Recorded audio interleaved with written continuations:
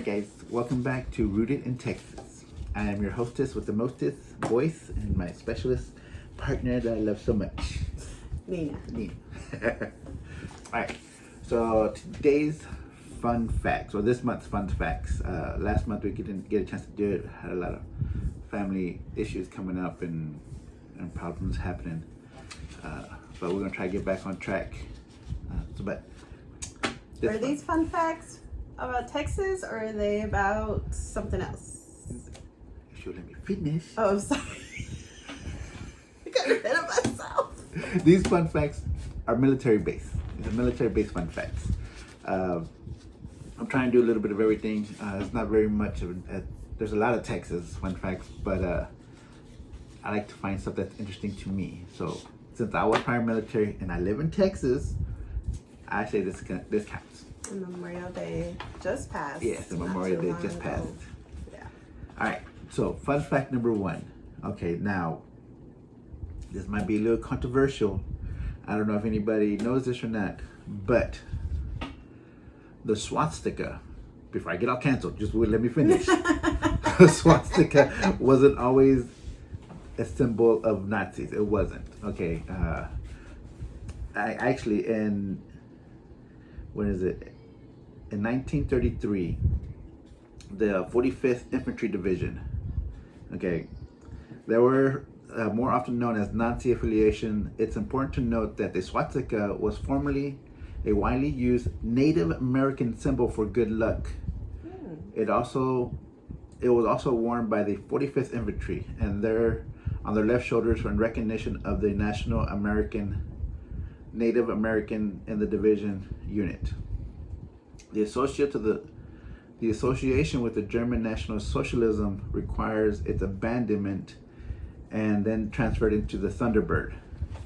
We'll put some symbols of the way the patch looked and the way the patch is now.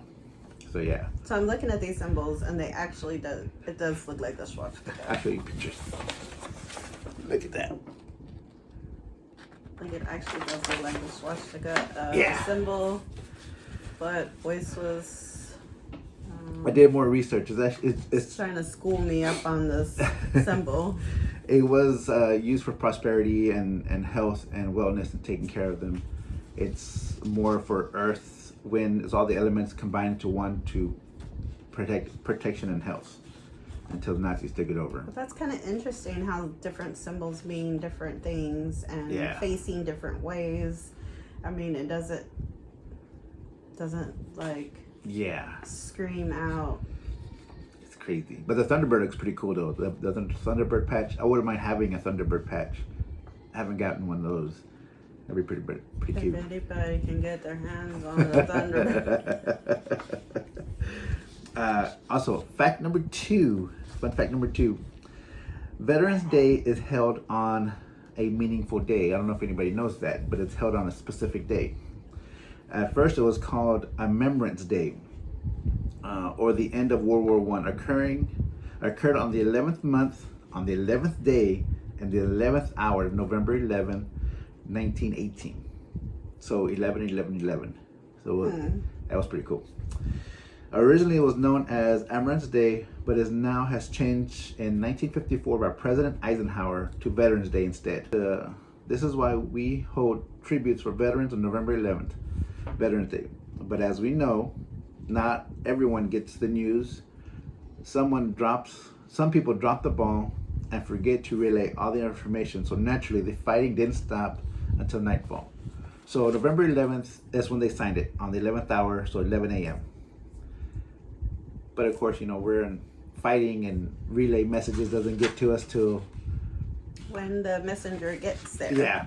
So they didn't get into the nightfall, so fighting didn't really stop until the end of that day. Yeah. That is crazy. Like, I wonder if they're like, it's November, so that's 11. Let's wait until 11 o'clock on this date. Yeah, that was kind of That's weird, the way things just kind of fall into place. Yeah. Now, fun fact number 3, which I did not know this. This is kind of cool for me. There's a lot of people out there that say that America is a war-hungry country. We're not. We're not a war-hungry country. We just don't like bullies. So, of course, we're intervene. Now, in America's lifetime, in its entirety, when it was created in 1776, we only declared war 11 times. 11 times. That's all we. That's the only time we declared war. 11 times. 11 times that we declared war. And oddly enough, but we assist people with war. Yes. Although the U.S. has been at war 93% of its existence, that's a long time. So 93% of our existence, we've been in war. We only formally declared war 11 times. This includes 5 separate conflicts, only 5 conflicts. Okay, the Great Britain War of 1812, the Mexico War, the War of Mexico in 1846, the Spanish War, 1898, World War I, 1917, World War II, 1941.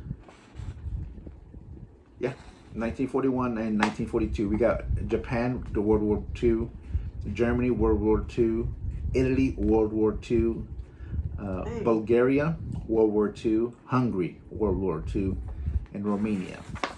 And were we trying to take on the whole world or what? Well, World War My II. goodness. That's why they call it World War. It's because that's when World War II was during Hitler's time. So Hitler already had alliances with Japan, Italy, Bulgaria, Hungary, Romania. I didn't even know that. Yeah, so how did I not know that? They combined forces with Hitler because Hitler was a force to be reckoned with. He had a silver tongue. He made people do what, he brainwashed people pretty dang good. But the U.S. Army stopped them because, in my opinion, we're the greatest fighting forces out there. You could put 10 people who make fight, not win very many fights because you're making them to fight, or you can get 3 people who want to fight. They'll beat those 10 people every day, all day. It's just because people have the heart and courage and willpower to do it on their own.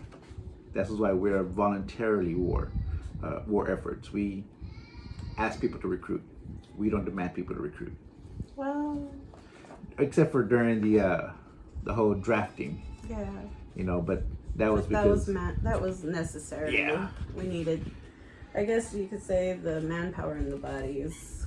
Yeah, but we had many threatenings in the past 20, 30 years of people being drafted. Because they're going to start the draft. They're going to make people do the draft.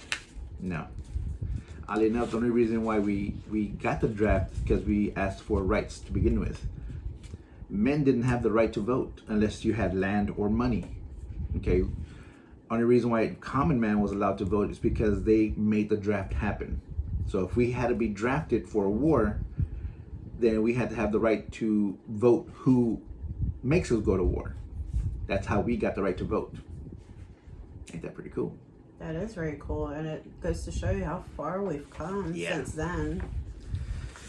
All right. Voting counts, people. I know a lot of people and a lot of young people, they fight us on that. Yeah. Why do I gotta vote? It doesn't matter anyways. Well, if you don't vote, you can't complain. It's that simple. There's people out there, like say the lottery. People complain, I win the lottery. I want to win the lottery. Do you play? Well, no. Then how are you going to win? It's that simple. All right, fun fact number 4. Number 4. Okay. This is actually, I looked this up for my son because he's in the Navy. All right. The nuclear aircraft carrier named after the U.S. presidents. Do you know when that started? No. You would figure it started way back, No, 1998. 1998 is when they started naming aircraft carriers after presidents. Oh my God. Starting with the USS Harry S. Truman, became the first Nimitz class aircraft carrier to be named after a U.S. president. The nuclear-powered carrier maiden voyage took place in November 2000. The first major deployment covered more than 44,000 nautical miles. My bad, I'm sorry. I have nuclear in the brain. 44,000 nautical miles. That's kind of cool. And now my son is on the Carl Vinson. So, but he'll be switching ships here soon. That's pretty cool. I did not know that. In 1998 when they started doing it. That's just crazy. I wonder what they named their aircrafts after before. Like, well, there was the Oklahoma City. There's a bunch of other named by states. oh, okay. So that was pretty cool. That's interesting. Now, this is my favorite fun fact. For the simple fact that I am Army. I'm very proud of being an Army member. Did you know that the Army is the oldest military branch? We were actually formed before the United States was even United States. Really? Yes. Okay. Even though it was just a year before the United States became the United States in 1776. So 1775 is when we became Army to make the United States. The U.S. Army is older than the United States. The Continental Army was officially established and led by George Mother Flippin' Washington in 1775. If you have not been with us for a while, that is Boyce's thing. He likes to say mother flippin'. Oh, this is like word of the day every day. It's not cursing. It's fine.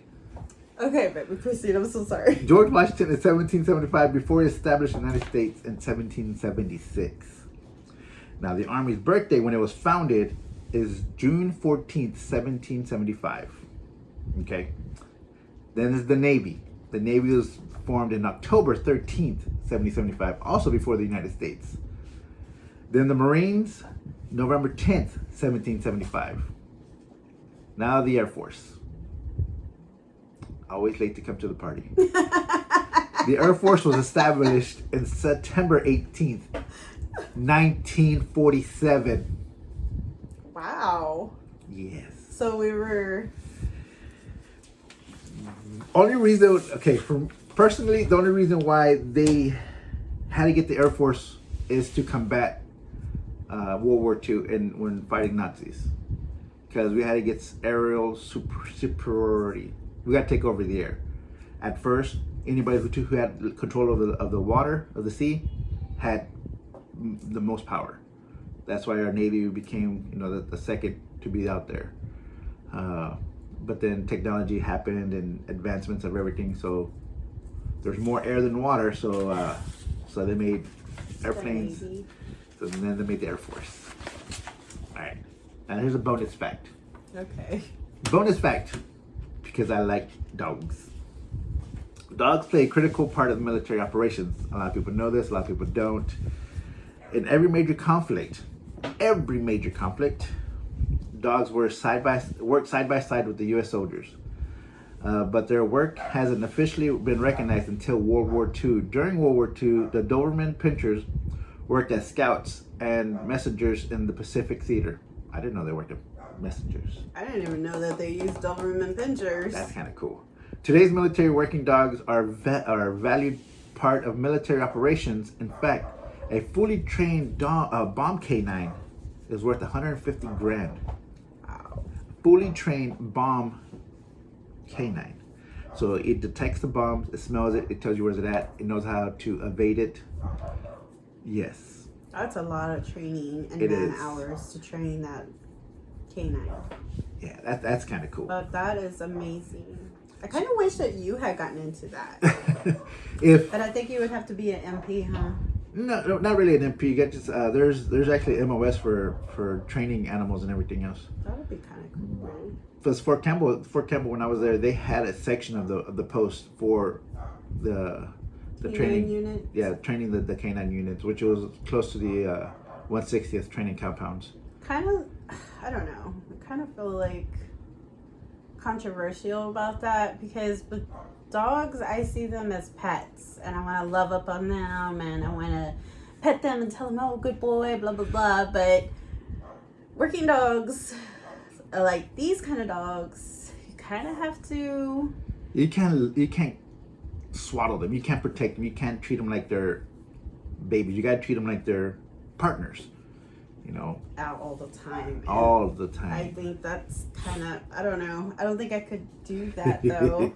That's my thing. Like, I mean, correct me if I'm wrong, people that do, you know, these sorts of training and everything. I don't know the innards parts of all that stuff, but I know you ran into somebody that had a working dog, Yeah. and she did not want anybody petting the dog or Because it playing. it gives the dogs the wrong signal. So if the owner lets a random person love up on the dog, play with the dog, and that random person comes back, that dog knows, oh, my owner let me play with this guy, so he's safe, he's fine.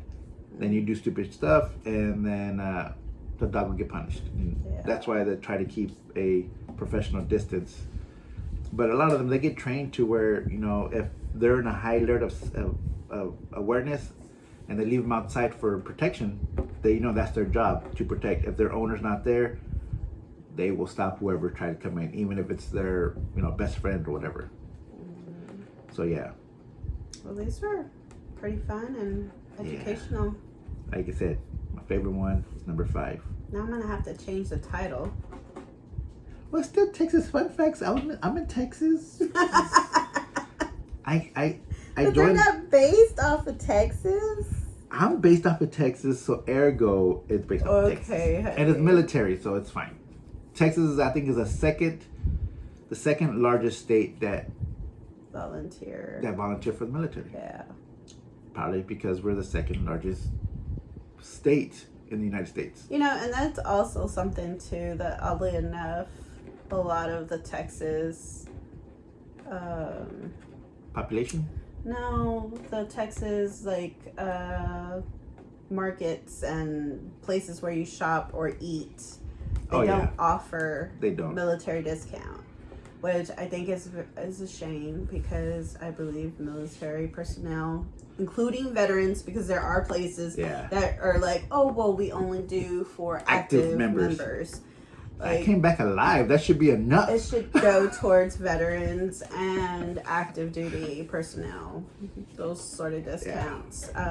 You know, it's much appreciated every time somebody comes in and you give them a discount. Like I'm gonna let you guys know, if you are veterans and you are going out to eat or whatever, always ask, what's the worst they can tell you?